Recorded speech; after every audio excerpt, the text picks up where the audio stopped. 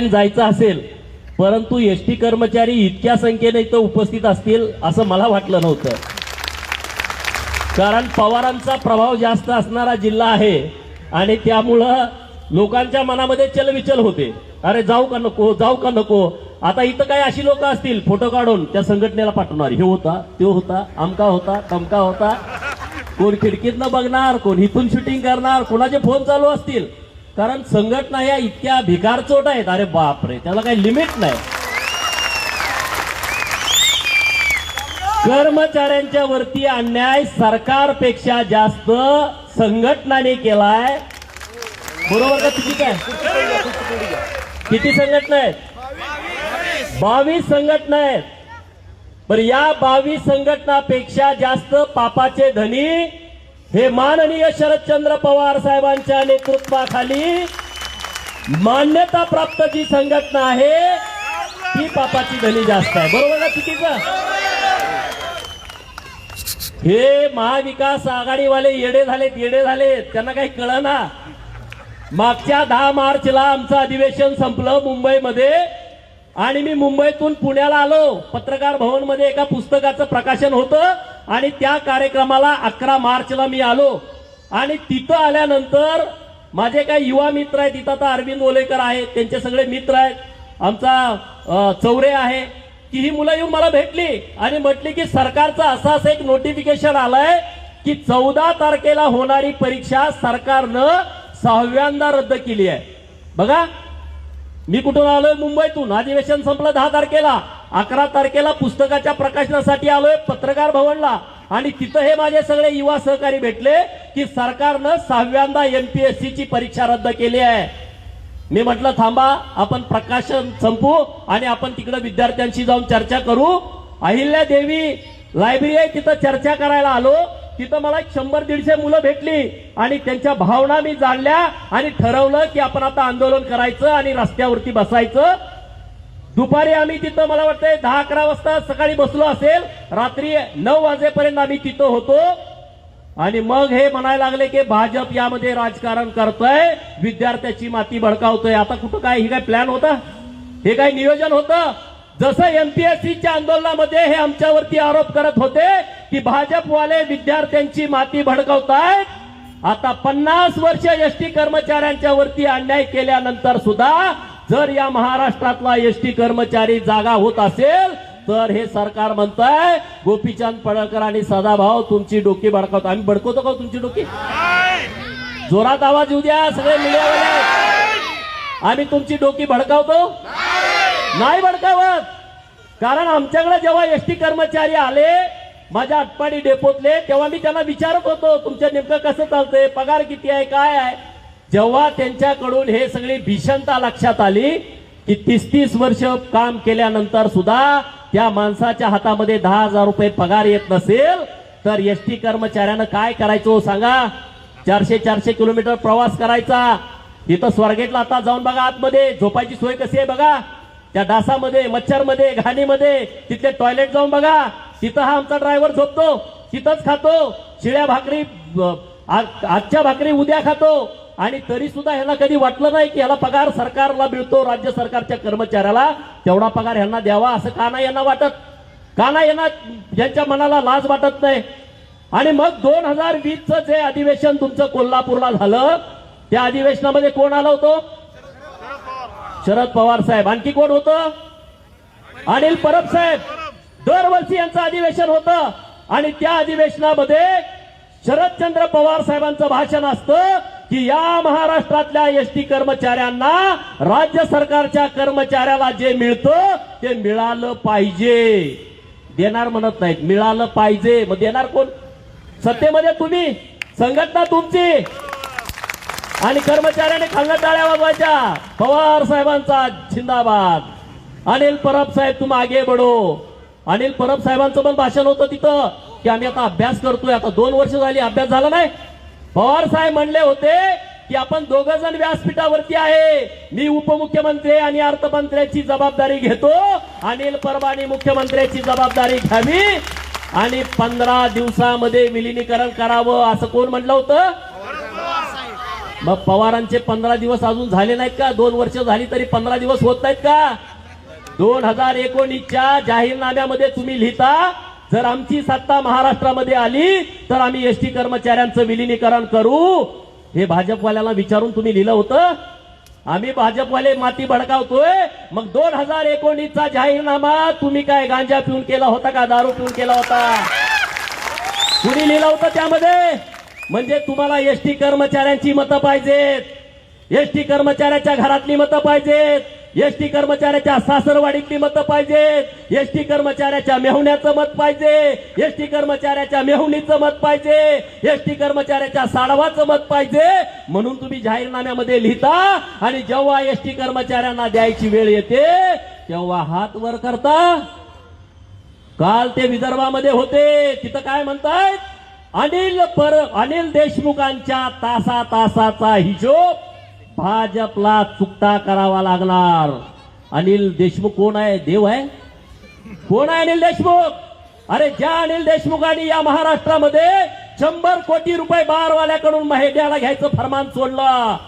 एका महिन्याला मुंबई मधल्या बारवाल्याकडून तुम्हाला 100 कोटी मिळू शकतात आणि आमच्या एसटी कर्मचाऱ्याला 200-400 कोटी वाढतील वर्षाला, ते तुम्हाला देता येत नाही. तिथं तुमचं डोकं चालत नाही, तिथं तुमची मती गुंग होते. अरे ह्या एसटीतला भ्रष्टाचार इतका भ्रष्टाचार आहे ना, एवढा भ्रष्टाचार दुसरीकडे कुठं होत नाही. टायर नवीन मानून पाठवायचे, रिमोल्ड करून पाठवायचे. कसा टायर टिकल का? पंक्चर झाला तर ड्रायव्हरने पैसे भरायचे. असा कुठं जगात कायदा असतो का हो? असतो का सांगा? एसटीचा टायर पंक्चर झाला तर ड्रायव्हरने खिशातले पैसे घालायचे. एसटी कुणी दगड मारला ड्रायव्हरने पैसे घालायचे. कंडक्टरच्या गल्ल्यात 1 रुपया वाढला दंड, 1 रुपया कमी झाला दंड. अरे माणूस आहे, चुकबुल देणं घेणं. मोठ्या मोठ्या दुकानात लिहिलेलं असतं चुकबुल देणे घेणे. अरे कंडक्टरला 50 चढ देती, 50 उतार देती, एखादं तिकीट काढत नाही, गप्पच बसते. कंडक्टरनं 10 वेळा विचार तिकीट काढलं का? तिकडं गप्प बसते. मग आता कंडक्टरनं काय करायचं? कंडक्टरनं काय करायचं? तोवर त्याचा स्टॉप येतोय उतरायचा आणि मग त्याला सापडला 100 पाट दंड. किती? जर समजा सांगलीचा गडी पुण्यापर्यंत यायला बसला, किती सांगलीचे पुणे तिकीट? 300 रुपये. जर बिना तिकीटचा घावला 100 पट दंड. म्हणजे आता ह्याचं किती पगार गेले बघा. दुसऱ्यांदा घावला 200 पट दंड. बरोबर ना? काय चुकलं तर समजून घ्या, मी नवीन गाडी आहे. तिसऱ्यांदा सापडला 300 पट दंड. म्हणजे काय परिस्थिती आहे सांगा. आणि म्हणून मला अभिमान आहे या गोष्टीचा. ज्या दिवशी आम्ही तुमच्या बरोबर आंदोलनामध्ये पडलोय, या महाराष्ट्रातल्या खेडेगावातल्या लोकांना आणि शहरातल्या माझ्या माय माऊलींना सुद्धा कळालं की एसटी कर्मचाऱ्यांच्या वरती प्रचंड मोठा अन्याय होतोय आणि यामध्ये कुठेतरी बदल झाला पाहिजे. ₹45 एका महिन्यामध्ये पगारातून कट केले जातात मृत्यू फंड म्हणून. आतापर्यंत किती मेले आणि त्याला किती पैसे दिले हो याने? बघा, ₹45 एका पगारातून 1 लाख कर्मचारी एका महिन्याला 45 लाख कट होतात. 1991 पासून 2021 पर्यंत 30 वर्ष झाली हा निधी कट होतो. एकाला सुद्धा पैसे दिले नाहीत. रोज 65 लाख प्रवासी प्रवास करतात आणि प्रत्येक एका तिकिटामागे 1 रुपया कट केला जातो. दिवसाला 65 लाख, महिन्याला 19.5 कोटी, वर्षाचे किती झाले आणि महामंडळाच्या निर्मितीपासून किती झाले? पैसे गेले कुठं? तरी सुद्धा म्हणतोय एसटी कर्मचाऱ्याचा पगार द्यायला आला, एसटी तोट्यात आहे, एसटी तोट्यात आहे, एसटी तोट्यात आहे. अरे एसटी तोट्यात कशी असू शकते? कर्मचाऱ्यांचा पगार द्यायचा म्हणलं का एसटी तोट्यात. आणि साफसफाई करायचं 450 कोटीचं टेंडर काढलं. पहिले तुमचे कामगार होते का नाही? पहिले ह्यांचे कामगार होते, परत ह्यांनी टेंडर काढलं 450 कोटीचं. ह्यांचा पगार देण्या अगोदर त्यांचं 450 कोटी देतात. ते पैसे कुठून येतात हो? कुठून येतात? 72 वर्ष झाली एसटी महामंडळाची निर्मिती होऊन. आजपर्यंत 50 लाखाची चोरी झाली ना एसटी मध्ये अख्ख्या महामंडळाचा विचार केल्यानंतर. आणि या सरकारनं मागच्या टेंडर काढलं दिवाकर रावते साहेबांनी. एसटी डेपोतनं पैसे घ्यायचे आणि बँकेत जाऊन भरायचे. किती कोटी? 9 कोटीचं टेंडर. बघा, 50 लाखाची चोरी नाही अजून महामंडळ झाल्यापासून. आणि चोरी होऊ नये म्हणून 9 कोटीचं टेंडर वर्षाला. आता हे असंच इतके पैसे द्यायचे. वायफाय घातलं गाडीत. वायफाय आता काय कुणाकडे वायफाय असतं का? 5 किलोमीटरला स्टॉप येतोय, तिथं वायफाय बसवलं, महिन्याभरात डबडी गायब झाली. आता कुणाच्या आहे का एसटीत वायफाय? आहे का सांगा? आणि म्हणून सरकारला आम्ही म्हणतोय की तुम्ही एसटी मध्ये हे लिकेजेस थांबवा. जे राज्य सरकारच्या कर्मचाऱ्याला मिळतं ते एसटी कर्मचाऱ्यांना द्या. काल आम्ही सगळा तुम्हाला आराखडा दिला, कुठल्या राज्यामध्ये कुणाकुणाला किती बेसिक मिळतंय, किती पैसे मिळत आहेत, आणि त्या सगळ्या महामंडळाचा विचार केल्यानंतर महाराष्ट्रातल्या कर्मचाऱ्यांना सर्वात कमी बेसिक मिळतं. आपल्यापेक्षा छोटी छोटी राज्य आहे, हिमाचल प्रदेश, हरियाणा, कर्नाटक, आंध्र प्रदेश, आपल्यापेक्षा छोटी राज्य आहेत लोकसंख्येनं, त्यांच्या क्षेत्रफळानं, त्यांच्या बजेटनं, आणि एसटी महामंडळ सुद्धा छोटा आहे तरी सुद्धा आपल्यापेक्षा जास्तीचा पगार त्यांना मिळतो, पण आपल्याला तो पगार मिळत नाही मित्रांनो. आणि म्हणून तुमच्यामध्ये आता पहिल्यांदा जाणीव झाली का नाही सांगा? संघटनाच्या नादाला लागाल का? परत लागाल का सांगा? तो संघटनाचा पदाधिकारी आहे, त्याचं पोरग फॉरेनला शिकतं आणि आमच्या पोराला महानगरपालिकेमध्ये जायला दप्तर मिळत नाही. अरे माझ्या एसटी कर्मचाऱ्याच्या त्या आईला आणि त्या वडिलाला वाटत नाही माझा पोरगा डॉक्टर व्हावा, माझा पोरगा इंजिनियर व्हावा, माझ्या मुलीच्या लग्नाला स्थळ आल्यानंतर तिला चांगलं स्थळ मिळावं आणि तिच्या लग्नामध्ये तिची हौस भागवावी, त्याला वाटत नाही? माझी मुलगी सुद्धा शाळेला जाताना चांगल्या गाडीवरती जावी, वाटत नाही त्याच्या बापाला, त्याच्या आईला वाटत नाही? अरे तो रात्रंदिवस कष्ट करतोय, हाडाची काढा करतोय, आणि जेव्हा घराकडे येतो तेव्हा त्याला मनस्ताप होतो. या लोकांनी जेवढ्या आत्महत्या केल्या, पातळीच्या पोराने आत्महत्या केली, काय केली? एसटी मधनं एक दिवस मुक्कामी गेला होता आणि दुसऱ्या दिवशी घराकडे आला, आणि जेव्हा संध्याकाळी घराकडे आला तेव्हा पोरग पळत पळत पळत गेलं, पप्पा पप्पा पप्पा आपल्या घराची लाईट तोडली म्हटले, वीज बिल भरला नाही म्हणून. बाप घरामध्ये गेला, पिशवी ठेवली आणि कासरा घेतला आणि फास लावून घेतला. मित्रांनो, याच्यासारखी दुसरी शोकांतिका कुठली असू शकत नाही. दुसरी एक आत्महत्या घडली, का घडली? तो एसटी ड्रायव्हर होता, 2 दिवसाची ड्युटी संपल्यानंतर घराकडे आला आणि लहान 6 वर्षाचं पोरग पळत आलं, बाबा बाबा मला काही खायला आणलं का? आणि त्या पिशवी ओढायला लागलं. त्या बाबाच्या डोळ्यातनं अश्रू आले की पगार झाल्यानंतर 1 तासाच्या वर खिशामध्ये पैसे राहत नाही, बाळा मी तुला कुठून खायला आलो? आणि घरात गेल्यानंतर त्या बिचाऱ्याच्या मनाला वाईट वाटलं आणि खोलीचं दार बंद केलं आणि एक पंख्याला गळफास लावून घेतला आणि आत्महत्या केली. तरी सुद्धा माननीय शरद पवारांना, माननीय अनिल परबांना या एसटी कर्मचाऱ्यांची दुखणी जर कळत नसतील, 38 चित्ता पेटलेल्या अजून विजया नाहीत, 38 लोकांच्या आत्महत्या झाल्या, अजून त्या चिता पेटत्या, त्या अजून विजल्या नाहीत. परवा अक्कलकोट वरून सोलापूरला निघालेल्या एसटी स्टँड मधनं जी गाडी भरून गेली ती गाडी पलटी झाली आणि 5 लोकांचा त्यामध्ये मृत्यू झाला. म्हणजे अवैध वाहतुकीला सरकार पाठीशी घालताय, त्यांना ताकद देताय. 38 कोण इतकी लोक आत्महत्याग्रस्त झाली, पण सरकारच्या वतीने एखादा माणूस त्यांच्या घरी गेला नाही, महामंडळाचा एखादा माणूस त्यांच्या घरी गेला नाही. मुख्यमंत्र्यांनी 2 ओळीचं पत्र सुद्धा सांत्वनाचं त्यांना पाठवलं नाही.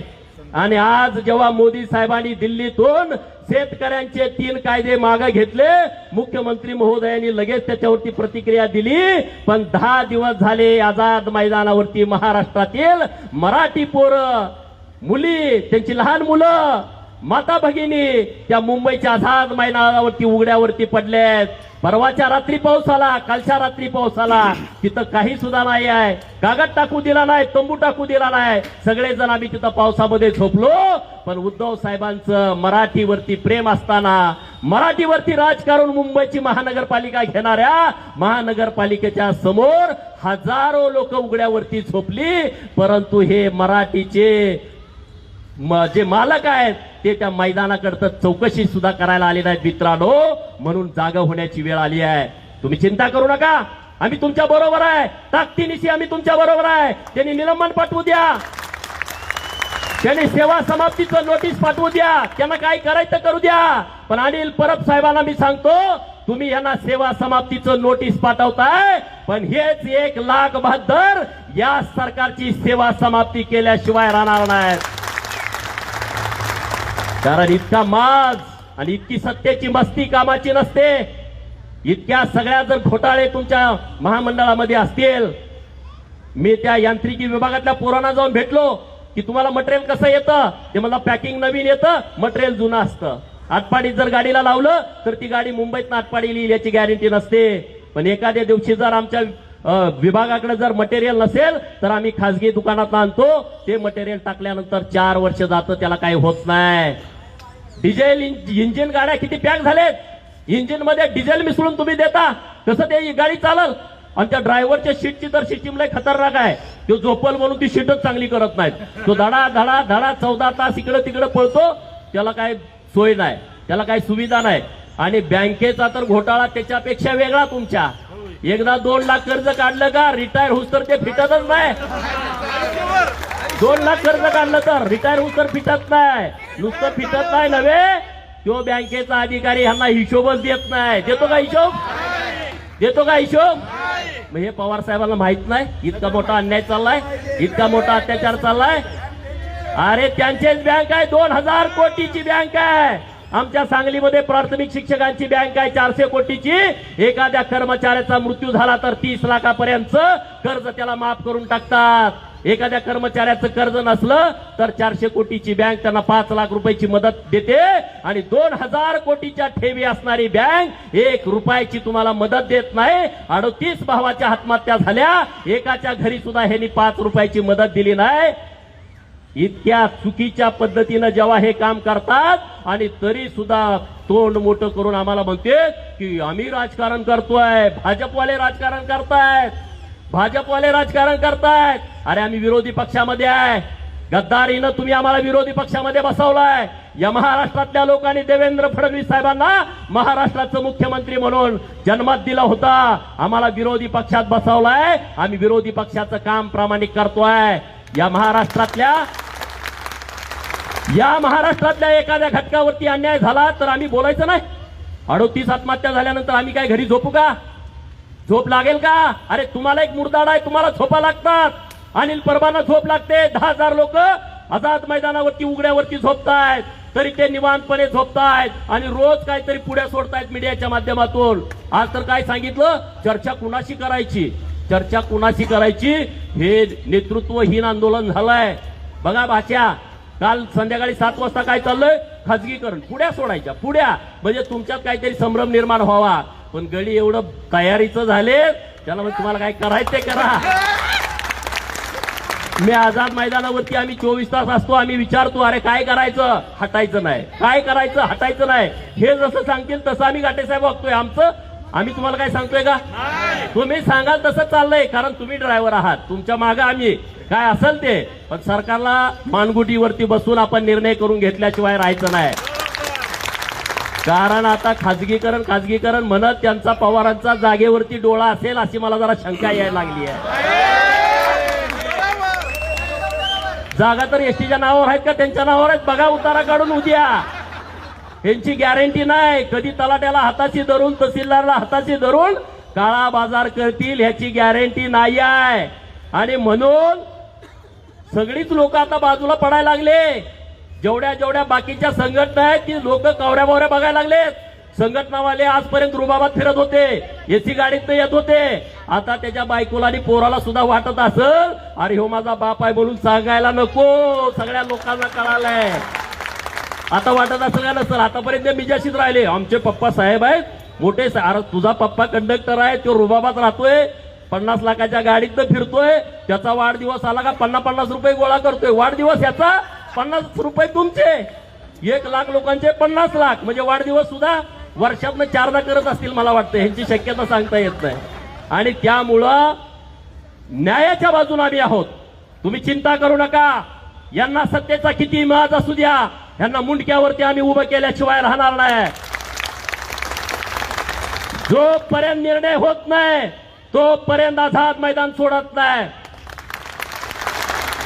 एक दिवस पण असा नाही की आम्ही तिथं मुक्कामी नाही. काय कोण तुम्हाला म्हटलं आम्ही जातोय निवांत हॉटेलला झोपतोय तिथं त्यांना झोपवतोय?